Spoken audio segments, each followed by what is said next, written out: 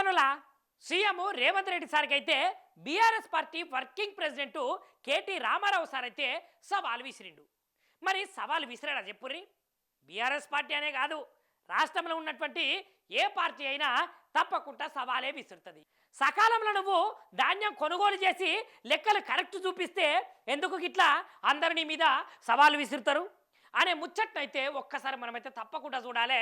ఇక్కడ KT Rama Rao sir ఏమంటున్నాడంటే ఒక్కటే ముచ్చట చెప్తున్నాడు.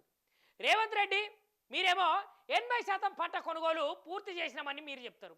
ఇక సివిల్ సప్లై మంత్రి 50% అని ఆయన చెప్తాడు. ఇక ఎవరిది నిజం, ఎవరిది అబద్ధం? ఇక చెప్పిన మాట మీద నిలబడేవారైతే ఎంబచే వడ్లు, మొక్కజొన్నలు, ఏరుశనగలు అయితే ఇతరితర పంటల వారిగానైతే లెక్కతో కూడినటువంటి శ్వేతపత్రం అయితే విడుదల చేయండి. రాష్ట్రమంతా 1.5 టన్నుల ధాన్యం పండితే మీరెందుకు దాన్ని ఆమోదిస్తలేరు, మీరెందుకు దాన్ని కొనట్లేదు అని సారైతే ప్రశ్నిస్తున్నాడు. మరి నిజమే కదా, రాష్ట్రంలో గింతగనము 1.5 ధాన్యం పండితే వీళ్ళు ఎందుకు కొట్టలేరు?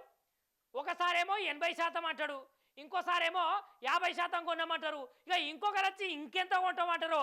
అందుకనే కేటీఆర్ సార్ డైరెక్ట్ ఒక శ్వేతపత్రాన్ని రిలీజ్ చేయి, ఏడ కూర్చొని మాట్లాడదామో చెప్పు, గాడ కూర్చొని మాట్లాడతామని సార్ అయితే చెప్తున్నాడు. ఇక ఇంకో మాట ఏమంటున్నాడంటే 80% కొంచే దేనికంటే దానికి రెడీ.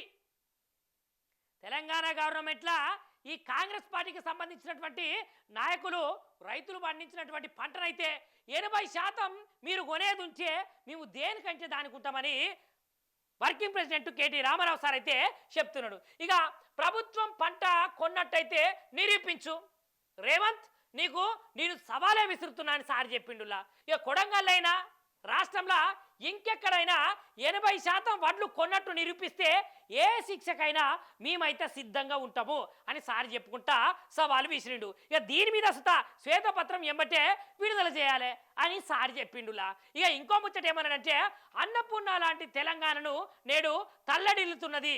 ఇక గట్టనే మీకు భూముల మీద ఉన్నటువంటి శ్రద్ధ రైతుల మీద ఎందుకు లేదు అని BRS working president KT Rama Rao sir అయితే ధ్వజం ఎత్తుకుంటా మాట్లాడిండు. ఇగో ఇంకో ముచ్చట ఏమన్నాడంటే ముఖ్యమంత్రి రేవంత్ రెడ్డి చెప్పినట్టు 80% పంట కొనుగోలు పూర్తయిందని నిరూపిస్తే ఏ శిక్షకైనా సిద్ధమని BRS party working president KT Rama Rao sir అయితే స్పష్టం చేసిండు. రాష్ట్రంలోని ఏ కొనుగోలు కేంద్రానికైనా సరే మీరు ఎప్పుడు పిలిచినా సరే మేమైతే తప్పకుండా వస్తాము. చివరికి సీఎం నియోజకవర్గము కొడంగల్లైనా వచ్చేందుకు రెడీగా ఉన్నామని, దమ్ముంటే తన సవాల్ను స్వీకరించమని కేటీ రామారావు సారు కుళ్ళు గుత్తగా కుండ బద్దలు కొట్టినట్టయితే ఇక చెప్పిండు. ఇక గింత మంచిగా ఎవరు చెప్తారు చెప్పురి?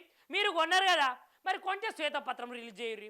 ఒకవేళ కొనకపోతే మరి ఎందుకు కొనలేదు అని ఆ లెక్కలన్న బయటికి తీయుర్రి. సార్ అన్నాడు మీరు ఎక్కడికి రమ్మంటే అక్కడికి వస్తా, తెలంగాణ రాష్ట్రంలో మీ సొంత నియోజకవర్గం కొడంగల్కు రమ్మన్నా కూడా ఆడికి వస్తా.